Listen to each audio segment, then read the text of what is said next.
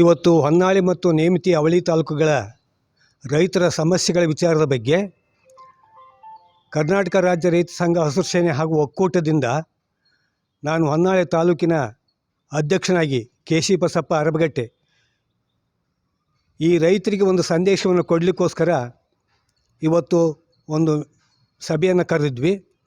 ಕಾರಣ ಇಷ್ಟೇ, ರೈತರಿಗೆ ಸಕಾಲಕ್ಕೆ ಸರಿಯಾಗಿ ರಸಗೊಬ್ಬರ, ಬೀಜ ಇವೆಲ್ಲವೂ ಬೇಕಾಗಿರ್ತಕ್ಕಂಥ ಒಂದು ಉಪಕರಣಗಳ ಒಂದು ಅವಶೇಷಗಳು. ಈ ವಿಚಾರದ ಬಗ್ಗೆ ರಾಜ್ಯ ಸರ್ಕಾರ ಇರ್ಬೋದು, ಕೇಂದ್ರ ಸರ್ಕಾರ ಇರ್ಬೋದು, ರೈತರಿಗೆ ಒಂದು ಚೀಲಕ್ಕೆ 20 ಇರ್ಬೋದು, DAP ಇರ್ಬೋದು, ಮತ್ತೊಂದು ಗೊಬ್ಬರ ಯಾವುದೇ ಇರ್ಬೋದು, ಒಂದು ಚೀಲಕ್ಕೆ 2,100 ರೂಪಾಯಿ ಒಂದು ಚೀಲಕ್ಕೆ ಕರೆದಿರ್ತಕ್ಕಂಥದ್ದು. ಇನ್ನು ಯೂರಿಯಾಕ್ಕೆ FID ಮಾಡಬೇಕು ಅಂತಕ್ಕಂಥ ವಿಚಾರವನ್ನು ಇಟ್ಟಿದ್ದಾರೆ. FIDಯಲ್ಲಿ ಒಂದು ಚೀಲಕ್ಕೆ 1 ಎಕರೆ 1 ಚೀಲವನ್ನು ಕೊಡಬೇಕು ಅಂತಕ್ಕಂಥದ್ದು ಉದ್ದೇಶ ಸರ್ಕಾರದ್ದು.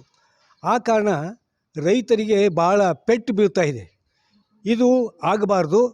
ಒಬ್ಬೊಬ್ಬ ರೈತನಿಗೆ ಅವನಿಗೆ ಎಷ್ಟು ಜಮೀನಿದೆ ಆ ಜಮೀನಿನ ಅಳತೆ ಮೇರೆಗೆ ಗೊಬ್ಬರವನ್ನು ವಿತರಣೆ ಮಾಡಬೇಕು, FIDಯನ್ನು ತೆಗೆದುಹಾಕಬೇಕು ಅಂತಕ್ಕಂಥ ಒತ್ತಾಯ ನಮ್ಮದಾಗಿದೆ.